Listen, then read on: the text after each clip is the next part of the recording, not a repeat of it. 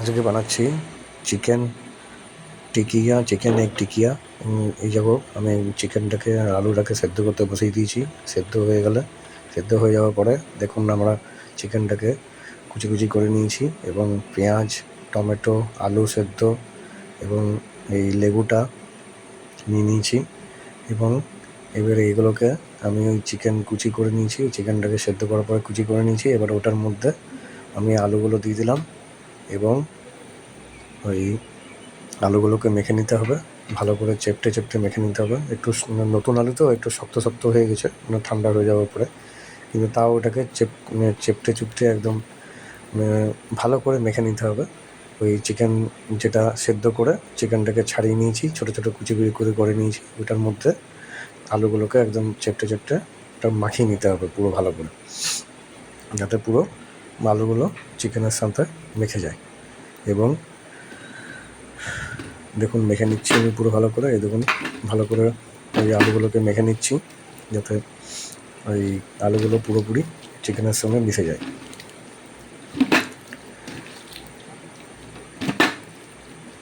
দেখুন আলুগুলোকে মেখে নিচ্ছি আমি ভালো করে। এরপরে আমি ওই পেঁয়াজ কুচি আর টমেটো কুচিগুলো এটার সঙ্গে দিয়ে দেবো। এবারে সবগুলোই দিয়ে দিচ্ছি, যাতে পেঁয়াজ কুচি, টমেটো কুচি পুরোটা সবগুলো দিয়ে দিচ্ছি ভালো করে। এবং একটু লেবুটাকেও আমি ওটার মধ্যে দিয়ে দেবো।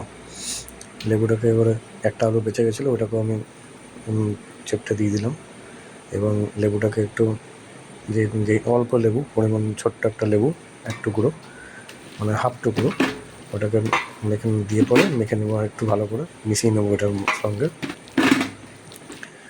মিশিয়ে নেওয়ার পরে দুটো ডিম ফাটিয়ে দিয়ে দিয়েছি। এবারে ওটাকেও একটু মাখিয়ে নেওয়ার পরে ভালো করে যাতে মিশে যায়, সেজন্য একদম পুরো জিনিসটাকে মাখিয়ে নিতে হবে ভালো করে, মিশে যায় যাতে চিকেন, আলু, পেঁয়াজ, টমেটো এবং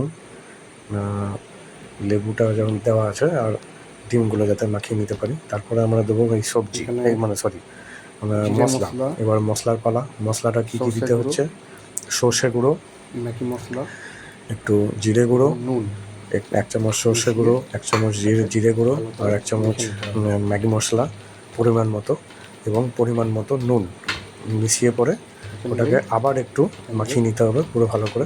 মাখিয়ে নিয়ে ভালো করে ওটাকে মিশিয়ে নিতে হবে মশলাপাতিগুলো, যাতে পুরো জিনিসটার মধ্যে মিলিয়ে যায়। তারপরে ওটাকে আস্তে একটা গোলা পাকিয়ে সাজিয়ে নিতে হবে। তারপরে ওটাকে তেল গরম করেছি, সেই তেল গরম করার মধ্যে ওটার মধ্যে দিয়ে দিয়েছি, 4টে বসিয়েছি। তার মধ্যে চারটে যখন ভালো করে ওটাকে দেখে নিতে হবে যে নিচেরটা যখন পুরো হয়ে যাবে, মানে সেদ্ধ হয়ে যাবে, তখন তারপরে ওটাকে একটু পাল্টে দিতে হবে। পাল্টে দিচ্ছি সেই জন্য আমি।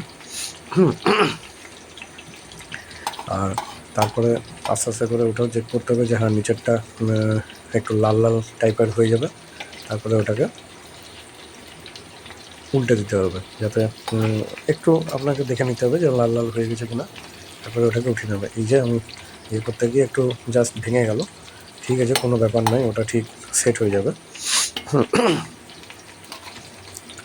এটা একটু লেগে গেছে, তো ওইটাকে আমি আবার একটু উল্টে দিচ্ছি।